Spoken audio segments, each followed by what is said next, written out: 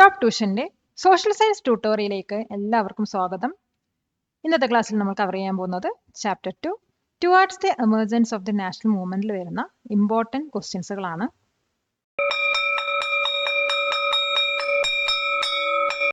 Question: what were the main factors that helped the growth of Indian nationalism? Indian നാഷണലിസത്തിൻ്റെ ഗ്രോത്തിന് വേണ്ടിയിട്ട് help ചെയ്തിട്ടുള്ള main factors ഏതൊക്കെയാണ്? Indian നാഷണലിസത്തിൻ്റെ ഗ്രോത്തിന് വേണ്ടിയിട്ട് ഹെൽപ്പ് ചെയ്ത മെയിൻ ആയിട്ടുള്ള ഫാക്ടേഴ്സ് എന്ന് പറയുന്നത് ഒന്ന് എക്കണോമിക് പോളിസിയാണ്, പിന്നെ വന്നിട്ട് ലിറ്ററേച്ചർ, ന്യൂസ് പേപ്പേഴ്സിൻ്റെയൊക്കെ സ്പ്രെഡാണ്, പിന്നെ സോഷ്യൽ റിഫോം മൂവ്മെൻറ്റ്സുകളൊക്കെയാണ്. അതുകൂടാതെ വെസ്റ്റേൺ എഡ്യൂക്കേഷനും അതുപോലെ ഇംപ്രൂവ്ഡ് ട്രാൻസ്പോർട്ടേഷനും കമ്മ്യൂണിക്കേഷനൊക്കെയാണ് മെയിനായിട്ട് വരുന്ന ഫാക്ടേഴ്സ്. അപ്പോൾ ഇതിൻ്റെ ആൻസർ നമുക്ക് ഇങ്ങനെ എഴുതാൻ നോക്കാം. The main factors that helped Indian nationalism grow included economic policy, social reform movements, and the spread of literature and newspapers. Western education also played a crucial role in shaping nationalist ideas. Additionally, improved transportation and communication, such as railways and postal services, helped people connect and strengthen national unity. Question: what were the limitations of the early political movements before the Indian National Congress? Indian National Congress വരുന്നതിന് മുമ്പുണ്ടായിട്ടുള്ള political മൂവ്മെൻറ്റ്സിൻ്റെ ലിമിറ്റേഷൻസുകൾ എന്തൊക്കെയായിരുന്നു? ഇപ്പം Indian National Congress വരുന്നതിന് മുമ്പ് ഇന്ത്യയിൽ കുറേ political movements നടന്നിരുന്നു. അപ്പോൾ ഇതൊന്നും വിജയിച്ചില്ല. കാരണം എന്താണെന്ന് വെച്ചാൽ ഈ പൊളിറ്റിക്കൽ മൂവ്മെൻറ്റ്സ് ഒക്കെ വന്നിട്ട് ഒരു സ്പെസിഫിക് പ്രോവിൻസ് അല്ലെങ്കിൽ ടെറിട്ടറീസിൽ മാത്രമായിരുന്നു ഉണ്ടായിരുന്നത്. അപ്പോൾ ഈ മൂവ്മെൻറ്റ്സ് ഒന്നും ഓൾ ഓവർ ഇന്ത്യ സ്പ്രെഡ് ചെയ്യാൻ കഴിഞ്ഞിരുന്നില്ല. ഇതായിരുന്നു ഇവർക്കുണ്ടായിട്ടുള്ള മെയിനായിട്ടുള്ള ലിമിറ്റേഷൻസ്. അപ്പോൾ ഇതിൻ്റെ റിസൾട്ടായിട്ടാണ് ബ്രോഡർ ഓർഗനൈസേഷൻ സ്റ്റാർട്ട് ചെയ്യാൻ തീരുമാനിച്ചത്. അപ്പോൾ ഇതിൻ്റെ ആൻസർ നമുക്ക് എങ്ങനെ എഴുതാൻ നോക്കാം. The early political organizations had a major limitation because their activities were confined to specific provinces or territories. They were not spread across all of India, meaning they could not represent the entire nation. This limited their ability to create a strong all-India feeling among the masses. As a result, there was a need for a new border organization. Question: what have you learned about the formation of the Indian National Congress? Indian national കോൺഗ്രസിൻ്റെ ഫോർമേഷനെ കുറിച്ചിട്ട് എന്താണ് നമ്മൾ പഠിച്ചത്? ഇപ്പം Indian National Congress വന്നിട്ട് 28 December 1885 form ചെയ്തത്. ഇത് വന്നിട്ട് ബോംബെയിലുള്ള ഗോകുൽദാസ് തേജ്പാൽ സാൻസ്ക്രിറ്റ് കോളേജിൽ വെച്ചിട്ടായിരുന്നു ഫോം ചെയ്തത്. അതുപോലെ വേരിയസ് പാർട്സ് ഓഫ് ഇന്ത്യയിൽ നിന്നുള്ള 72 റെപ്രസെൻറ്റേറ്റീവ്സ് ആണ് ഇതിനകത്ത് പങ്കെടുത്തത്. ഈ 72 റെപ്രസെൻറ്റേറ്റീവ്സും ഡിഫറെൻറ്റ് ലാംഗ്വേജസ് സംസാരിക്കുന്നവരും അതുപോലെ തന്നെ ഡിഫറെൻറ്റ് റിലീജിയസിൽ നിന്നുള്ളവരുമായിരുന്നു ആദ്യത്തെ മീറ്റിങ്ങിൽ അറ്റൻഡ് ചെയ്തത്. അതോടൊപ്പം തന്നെ ഒരു ഇംഗ്ലീഷ്മാനായിട്ടുള്ള അലൻ ഒക്ടാവിൻ ഹ്യൂമാണ് ഇത് ഓർഗനൈസ് ചെയ്തത്. അതുപോലെ ആ മീറ്റിങ്ങിൽ പ്രിസൈഡ് ചെയ്തത് WC ബാനർജി ആയിരുന്നു. അപ്പോൾ ഇതിൻ്റെ ആൻസർ നമുക്ക് എങ്ങനെ എഴുതാൻ നോക്കാം.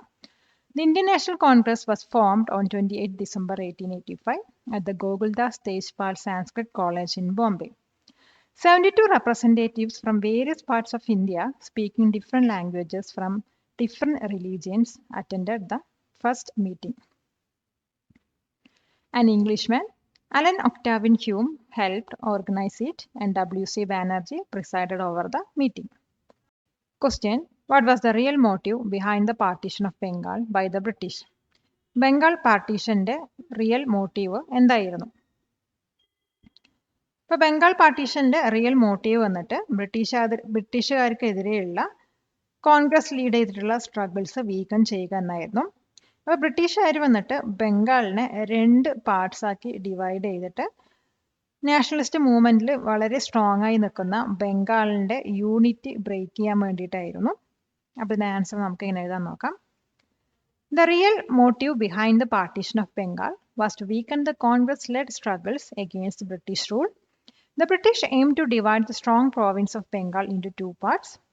Lord Curzon stated it was for efficient administration, but the underlying reason was to break the unity of the Bengali people, who were a stronghold of the nationalist movement.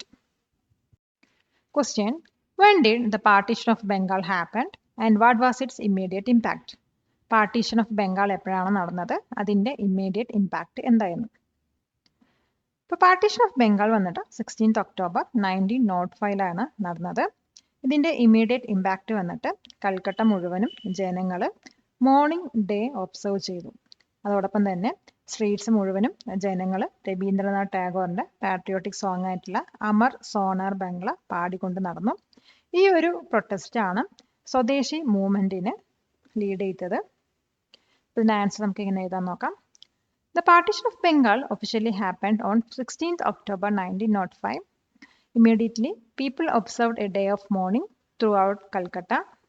Many people took to the streets singing Rabindranath Tagore's patriotic song, Amar Sonar Bangla.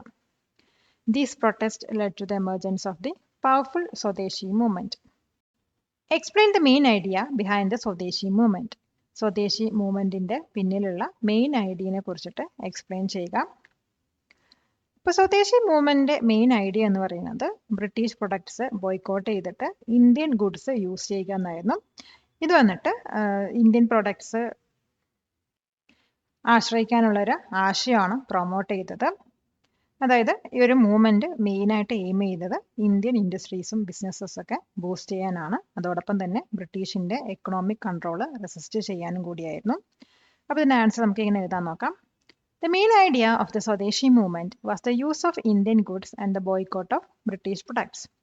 It promoted self-reliance, which meant relying on Indian-made things rather than foreign ones. This movement aimed to boost Indian industries and business. It encouraged people to buy products made in India to resist British economic control.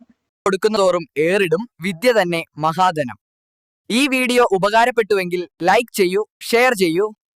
Question: What types of Indian industries and businesses started because of the Swadeshi movement?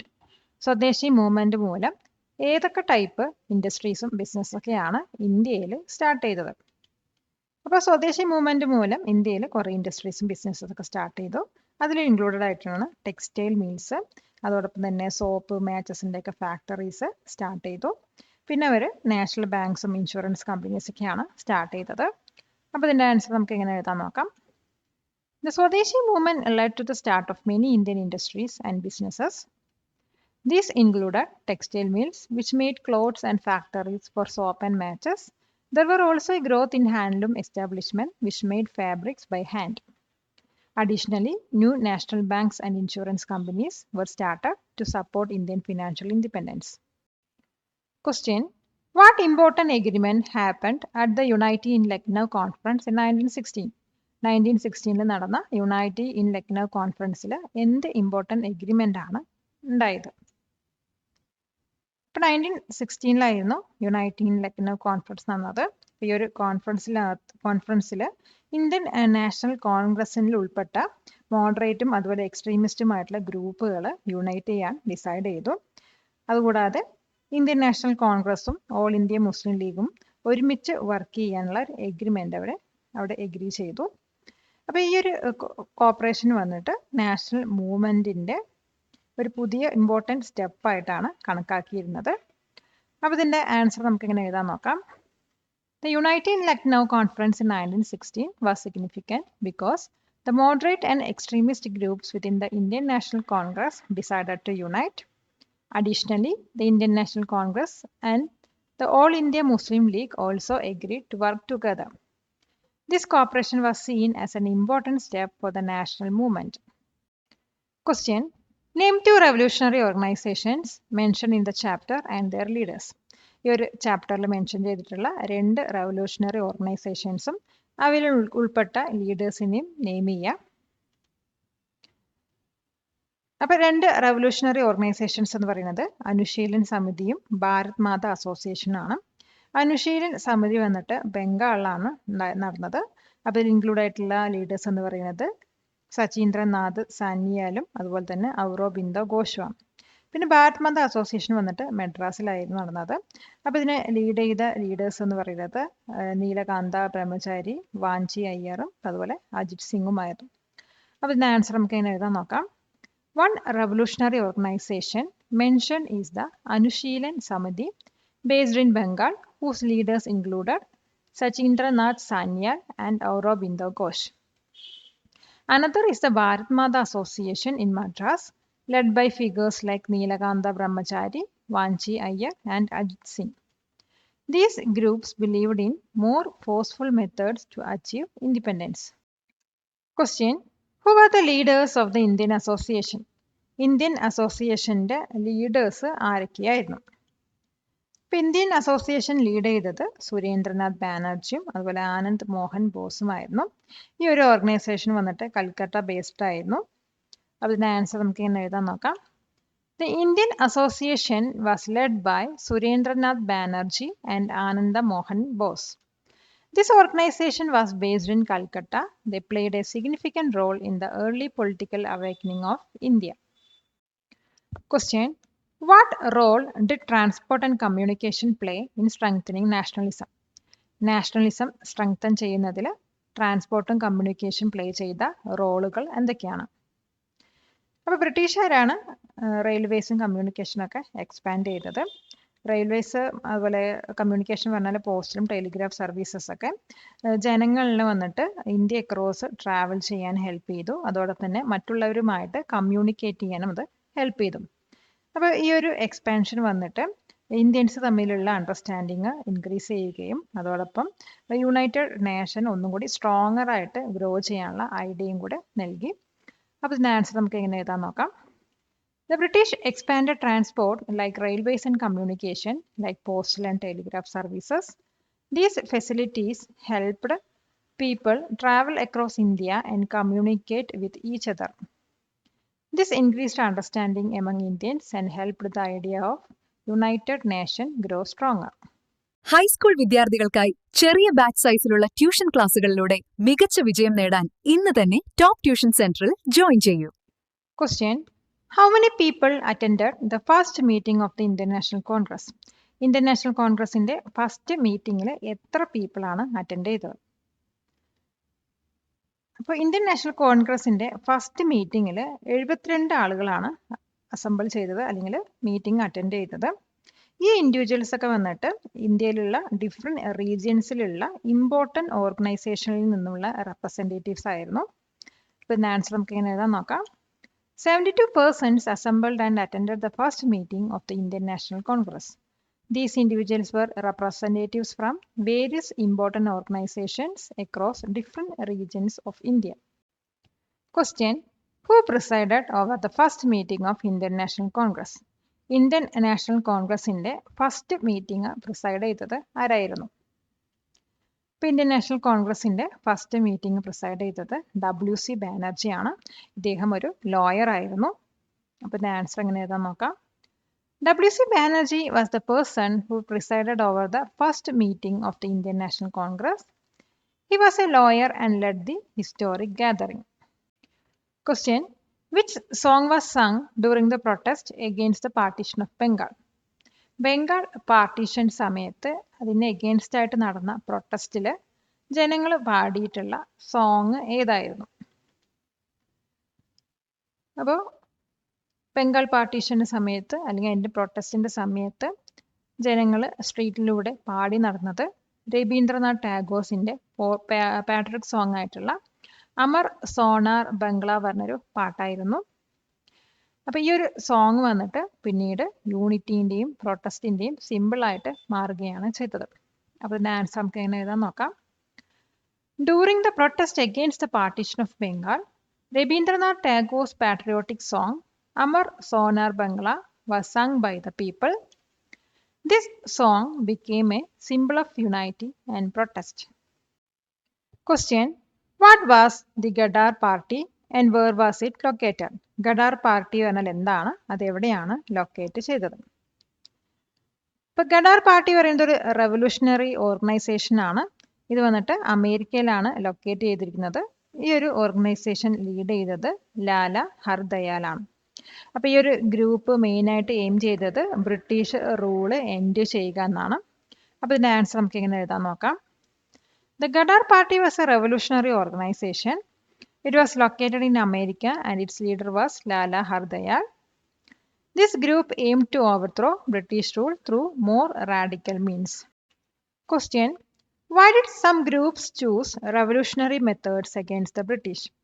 എന്തുകൊണ്ടാണ് ചില groups ബ്രിട്ടീഷിനെതിരായിട്ട് revolutionary methods choose ചെയ്തത്?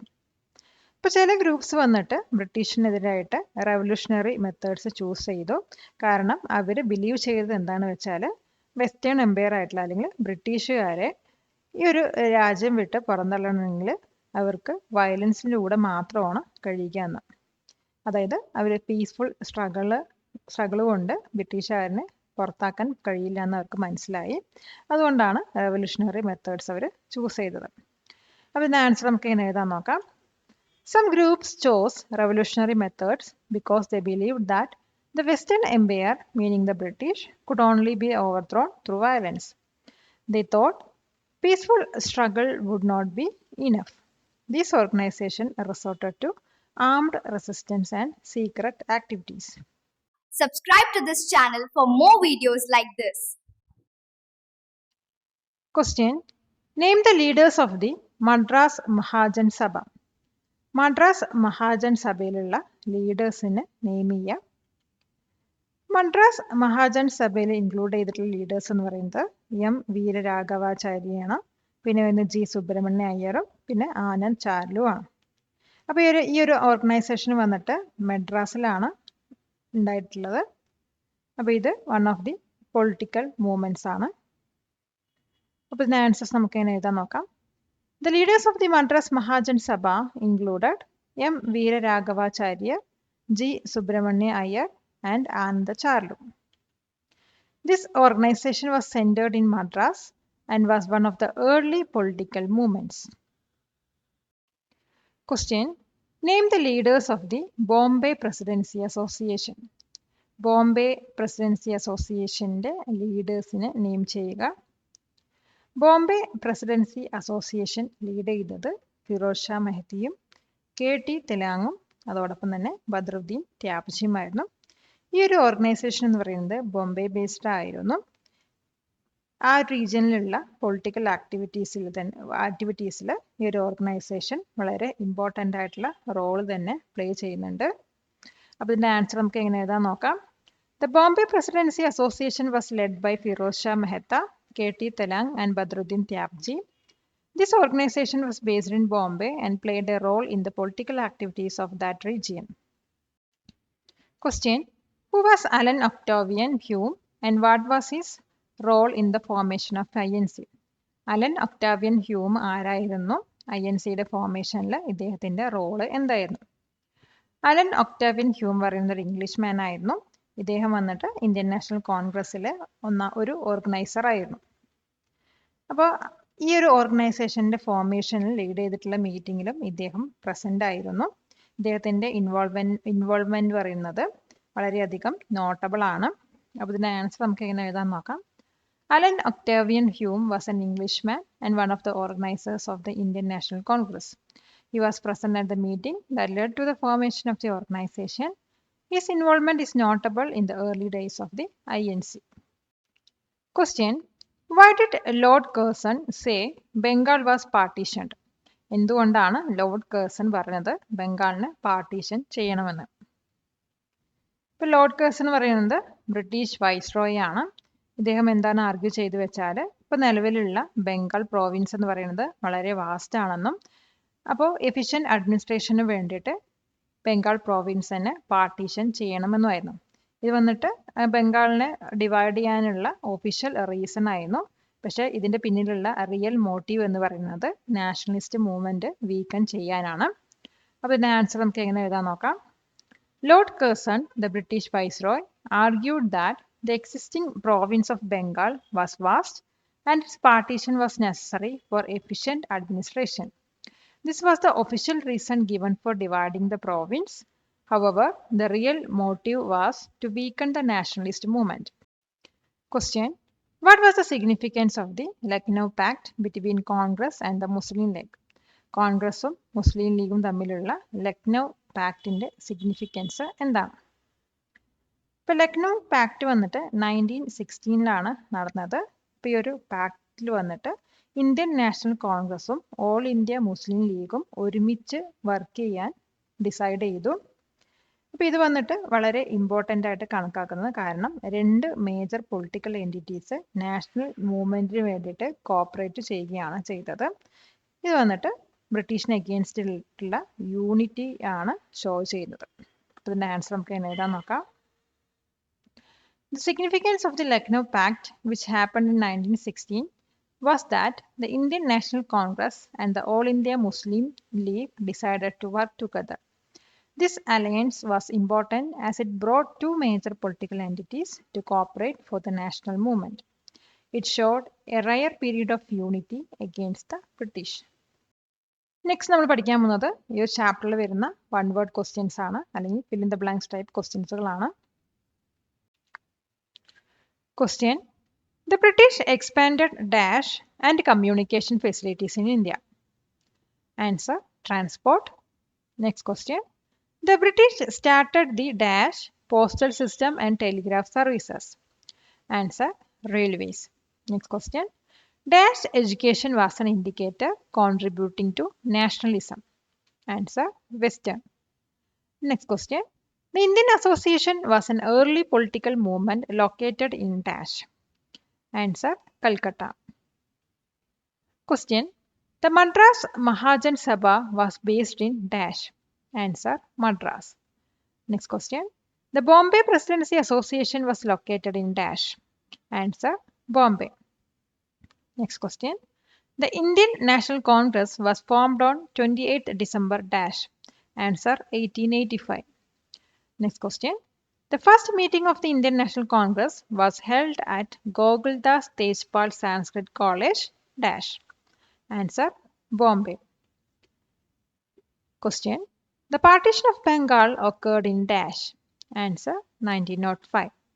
Next question: Risley was the Home Secretary of the Government of India who explained the objective of the partition of dash.